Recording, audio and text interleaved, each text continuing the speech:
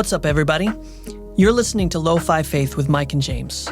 We're two guys who also happen to be pastors, doing our best to have open conversations about what it means to follow Jesus in today's world. Welcome back in the studio with Mike and James. I'm James. That's Mike. Hi, Mike. Yo, Jimmy, how you going, man? I'm going pretty well. Listen, Yeah. we had some good news recently. I thought we might want to process it together. Okay. Let's do that. And the good news is we have been told that we have secured funding for this very show, Lo-Fi Faith, for the next 2 years. Yeah. Big deal, big deal.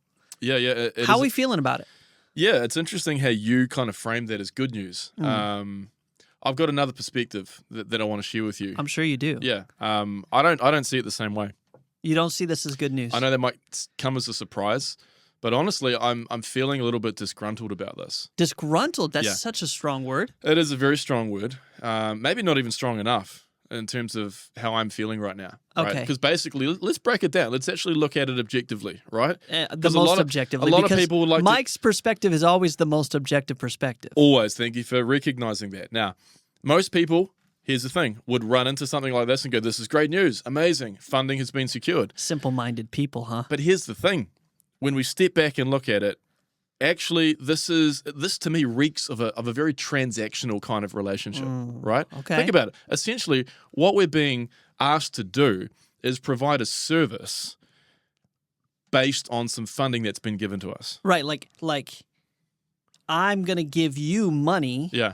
But only if there's strings attached. There's strings attached, like, man. why can't they just give us money? Exactly. Why do right? we have to perform? Yeah, I mean, it makes me feel like a bit of a product. Kind of to be feels honest. like work. Yeah. Oh, you know what? That's right. Yeah, and I don't know. I don't. I would have preferred if they would have just offered us the money because of who we are, not because of what we can do. Right. You see the difference there? Unconditional paychecks. That's the thing. We talk a lot about unconditional love. We're not talking about unconditional employment. Unconditional pay. Unconditional employment. I can get behind this. And this is what Lo-Fi Faith is all about. We want to have the conversations that nobody else is having. People deserve to be unconditionally employed. And specifically two people. Well, mostly us. Yeah, but others may or may not. Yeah, but I don't know. I haven't done a big survey of the population, but I do know that we deserve that. And yet we're just, I can't wrap my head around this. I feel very offended. We're treated like employees. Yeah. Exactly. And I think that's the issue here. That's the issue at play. I think that we should be something else. Yeah. Right. And, I'm sure that those who offered us this funding did it with positive intentions, but they didn't quite. They didn't take our feelings into account. Exactly. They didn't ask us how we feel about it. Now, Mike, I do want to clarify one very minor point. Yeah, what's that? None of that money is actually coming to you or I, right? The money that they're providing is for, the use of the studio, the equipment we might need. It's not actually going directly to you or I. Okay. How do we feel about that part? It's even worse, to be honest. Yeah.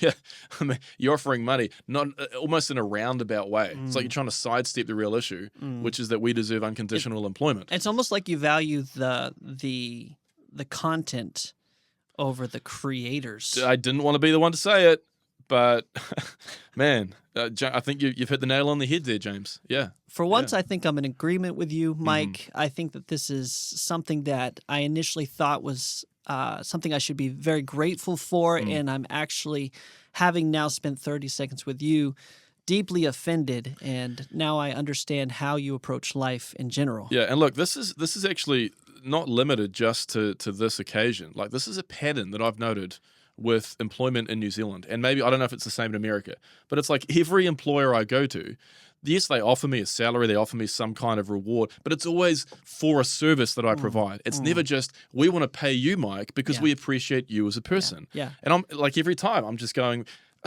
I mean, I guess I understand where you're coming from, but it feels very transactional. It feels like you're kind of using me. Like, why can't it just be like, James, we see your inherent value and worth as a person, and therefore we want to offer you $100,000 per year. Some worth. So here's some net worth to go along with your internal worth. That's right. and we don't want anything back. If you choose to do something out of the goodness, the overflow, that's great, but not necessary. Yeah. So I think, I'm calling for a revolution in the way employment operates in New Zealand. And that revolution starts here right now on Lo-Fi Faith. James, let's get into the episode. Follow Lo-Fi Faith with Mike and James on Instagram to keep up with new episodes, behind-the-scenes content, and to join in on the conversation. Hi, this is James of Lo-Fi Faith with Mike and James. Upon further reflection, I do want to acknowledge that perhaps some of the things that were said by Mike that I agreed with, I should not have agreed with. Upon looking further into the history of employment, employee-employer relations, I acknowledge that there may be some merit in the need to provide a good or service in return for the remuneration that I have been offered, and I want to humbly apologize for being misled by my co-host, perhaps former co-host, Mike. This is Mike of Lo-Fi Faith. Upon reflecting on my earlier statements, I have come to recognize that some of the things that I said were not accurate and not representative of the situation. And I would like to humbly thank those who have offered funding in the support of this show and re-express my commitment to Lo-Fi Faith and to producing the kind of content that our listeners are used to. Thank you. You're listening to Lo-Fi Faith with Mike and James. All right, so we're back in the studio with another conversation, and today we wanted to discuss two words that don't always go together.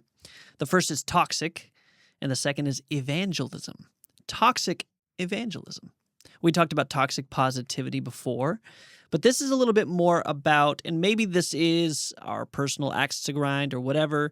We want to discuss some of the ways in which well-meaning Christians have reached out to other people in a way that we find not necessarily the most helpful. Maybe for the wrong reasons, or maybe for the wrong process. And so, I don't know, Mike, do you have some ideas? When I say toxic evangelism, what's coming to mind? Yeah. I mean, that's definitely an interesting joining of those two words, because we don't usually think of evangelism as a toxic thing, but as a very helpful and beneficial and positive thing. But yeah, I think I'm in agreement where I do believe that I've been exposed to and maybe even participated in some forms of evangelism that I don't think were healthy and, yes, were in fact toxic. Before we jump too far ahead of ourselves, are you saying, in your mind, do you think all forms of evangelism are wrong? When we say evangelism, evangelist is somebody who shares good news, right? So we're talking about somebody who's sharing the good news of their faith system, their belief in Jesus, their understanding, either personally or corporately as like a church. You have these big campaigns sometimes where you invite a bunch of people out to them to learn more about what we believe as Christians.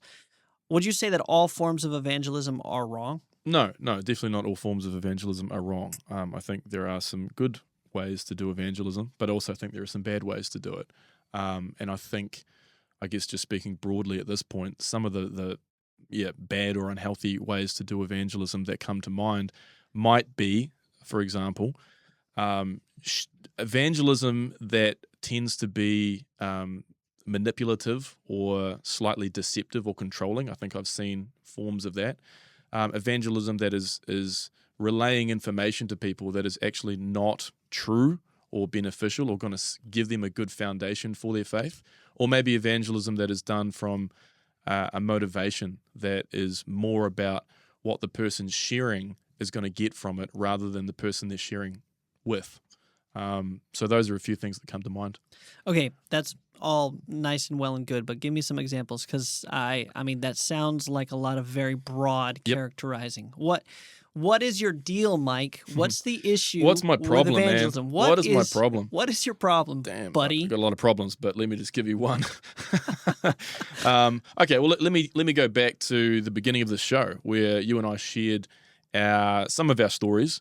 The first two episodes of this show were entitled "I Used to Be a Legalist," and there I think, outlined a way that I had been evangelized, where in hindsight I came to look back on the approach that people had used with me when they were sharing with me, teaching me, discipling me. And I came to see a lot of what I was given as a recipe for a very works-based and performance-oriented faith that put a lot of pressure on me, that gave me a lot of anxiety, that contributed to me, I think, having a more critical and judgmental mindset. So not that I'm putting all the blame right on others, but I certainly think that was part of the method, part of the recipe that led to me having a pretty unhealthy foundation with my faith. So was the issue the content of what was being given to you, or was the issue the method? I think it was both. Content for sure. In terms of the actual nuts and bolts of what was shared with me, some of that was not what I would consider true or helpful, but also the method where it was very informational, and it led to a very informational kind of approach to Christianity. That's a couple of things that I'd point out. All right, so devil's advocate here, because I'm trying to work out where you're going with this. How can you share news in a way that is not informational, right? Like, isn't news inherently informational? Or so we're sharing something good that has happened, but you're saying, well, this was too much about the head and not about the heart. Like, what does that look like? Yeah, I think there was a heavy focus on biblical doctrine, like a very, very heavy focus on what does the Bible teach about this thing or that thing. There was a very, very or I should say, not a great focus on how do we practically live out these things. How do I become a more loving person? How do I gain better control of myself, of my emotions? How do I level up in my relationships? How do I practically connect to God and build a foundation in my relationship with God that will serve me well in future months and years to come? Those things which, yes, there's information involved, but they're not just, hey, what does the Bible teach about this thing, right? They're not just conceptual. They're really getting down to the experiential level of the day-to-day realities of trying to live out your faith in this world. Okay, so you're saying that you got a lot of information that taught you in an intellectual way. Well, this is what the Bible says about this. Mm-hmm. But when it came out to real life, how do I live this out in my life in a practical way? You're saying that's where it was lacking. There's a song lyric I come back to a lot. I'm going to butcher it, but it's from a band I really like. And it says, "You abide in me and I in you," which is quoting a scripture, right? Well, paraphrasing a scripture. "You abide in me and I in you, but what exactly should I do?" And the question behind the question there is yes, this all sounds real good, God. Like I like the idea of abiding in Christ, but I have no idea what that looks like on a daily basis. What the heck does that mean? And I remember so many times, and I'm super guilty of this myself. Times when I have taught other people, and when I have preached, because I was passing on what I've been given. Right, sitting there in say in church, and someone's preaching a sermon, and they say things like, "We need to get closer to God. We need to abide with Jesus. We need to," they throw out these kind of ideals, these end goals, with zero explanation of the steps involved What in that getting actually there. looks like. Right? Yeah. And I think it's because often we don't know. Yeah. We don't know. Like the person who's sharing these things, they don't know. And they're just saying things that sound good. The challenge with all that too is, right, that's underneath it. You said we need to, but we call these in mental health sometimes should statements. We should do this, we should be here, we should be there. And what that does is place a lot of burden on our shoulders because we're not where we should be.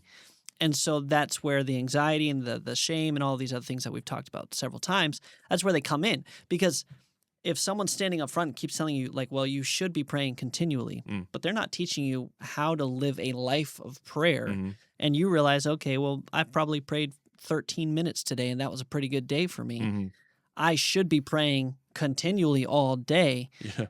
Well, the gap between where I think I'm supposed to be and where I am now It's massive. is so wide. And so you go, wow, I'm hugely falling short right now. I am probably the worst person in this planet. Yeah, and the list goes on. We need to be better at studying our Bibles, Mm. okay? But Bible study is a pretty big endeavor. There's a lot that goes into it. And so if we throw out this end goal, this is where you should be. You should be an accomplished student of the Bible. And you've got a bunch of people that are going, but when I read the Bible, I struggle to understand it. Mm. And when I struggle to understand, I don't have a process whereby I can go from a place of a misunderstanding to understanding. I don't know how to get there. So I understand what you're saying, preacher, but that doesn't help me because I already knew that. I know that I need to get there, but I don't know how to get there.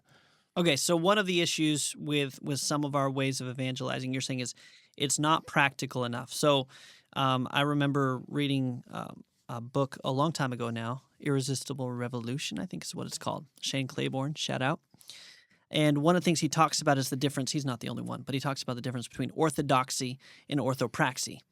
And his challenge, he went to seminary like I did. He went to, he had this advanced theological training like I have. That's a little flex on you. Yeah, I saw that.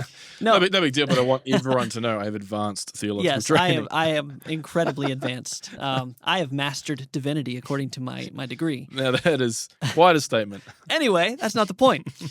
His whole challenge with seminary, which is actually something I really struggled with as well, is it was so focused on orthodoxy, right belief, right? Questioning and making sure you understand the nature of Christ at a certain molecular level, right? But it didn't translate into orthopraxy, which is right ways of living.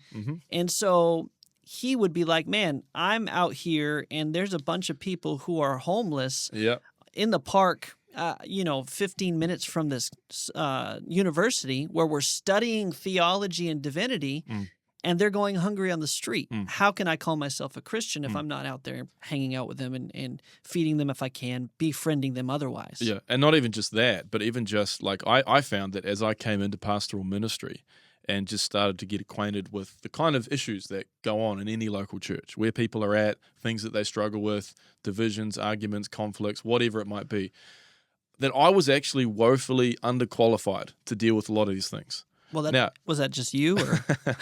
Well, maybe it was just me, but maybe it wasn't.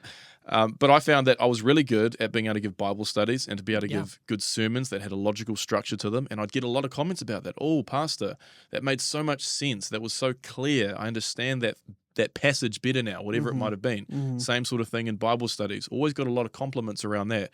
But when it came to like real issues, personal issues that people were dealing with, honestly, I often just didn't know where to go. Yeah. Because I didn't have the training for it. This conversation's really turned a corner a little bit, but it's an important one, right? So I've said this for a lot. A lot of the pastors that I know of, including myself, we got trained probably at least 80% in theoreticals, right? In how to answer a theological question, how to bring people to a deeper understanding or a decision for Christ and these sorts of things.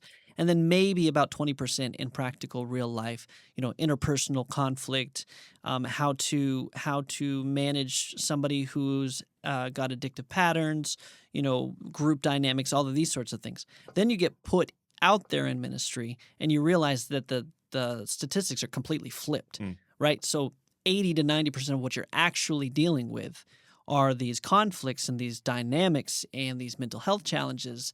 And, they're coming to you as their pastor at the front lines, but you're not trained for that at all.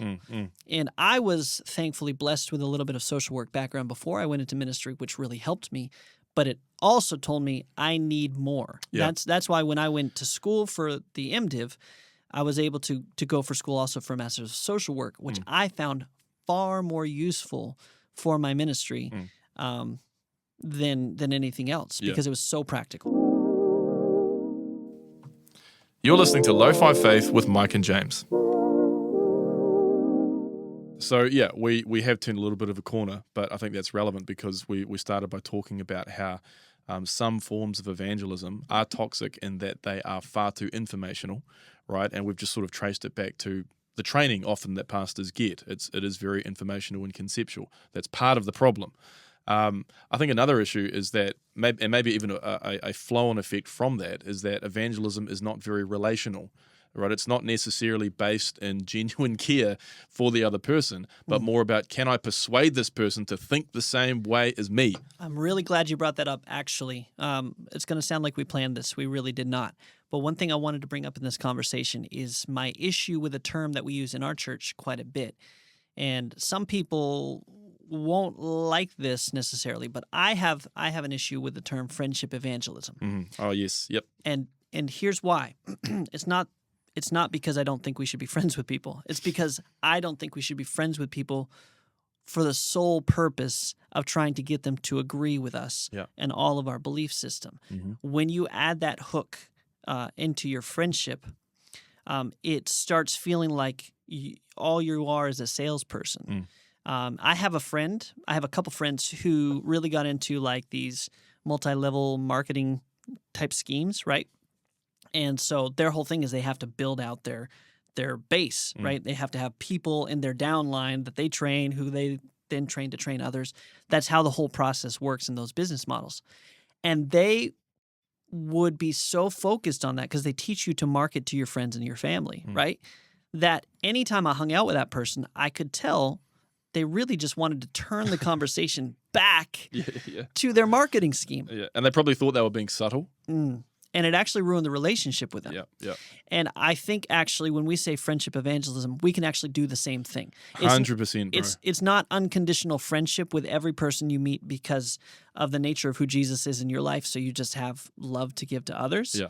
It's, I'm going to befriend this person on my block, or I'm going to befriend this family that I see over here for the primary and sole purpose of giving them the information that I have about Jesus. Yeah, and like similar to what you've just described with you and this mate, I think often our hidden agenda bleeds out when we interact with people as well. And we give people, to use modern terminology, we give people the ick, right? They can kind of pick up on the fact that we're there just because we want to. You're laughing now. I'm sorry. You're.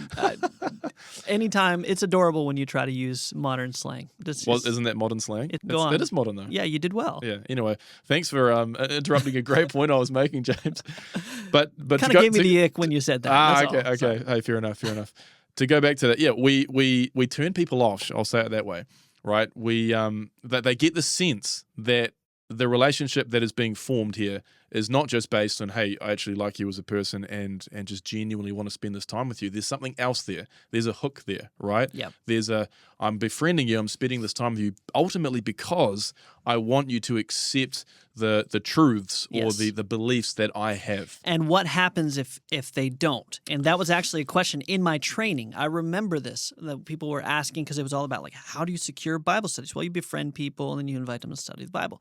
What if they say no? Or what if they study the Bible with you, but they don't come to the same conclusions as you? Yeah. And I remember a professor telling me, at some point pretty soon, if you can tell they're not going to come to a conclusion, just kind of move on from that. Okay. This is the ironic thing. Does friendship evangelism actually lead to good friendships? No, and it also doesn't lead to good evangelism. And that's the whole problem, is you're not being a good friend because you don't actually care about them as a person. If you did, you're going to be friends with them no matter how their life takes them. Yep. They could go the total opposite direction, Yep. right? They can be completely against what you believe, but if you genuinely love them as a person, you can still befriend them. Yep.